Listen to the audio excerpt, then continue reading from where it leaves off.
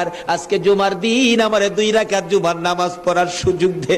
ও নবীর উম্মতেরা, নবীর আশিকেরা, হুসাইনের আশিকেরা গো, এই 2 রাকাত নামাজ জুমার নামাজ ছাইরো না, আমার নবীর শাফায়াত নসিব হবে না।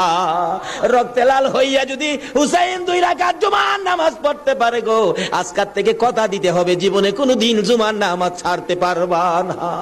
জুমার নামাজ আদায় করতে সময়টুকুন দিলে নামাজ শুরু করে দিলেন, রুকু সিজদার কাজ শেষ করে তাশাহুদে বসে সালাম ফিরানোর আগ পর্যন্ত কাছাকাছি বসে বসে এই যে সৈন্যরা নামাজের ভিতরে প্রত্যক্ষদর্শীরা বলেন এক একটা করে তীর মারে হুসাইনের গায়ে।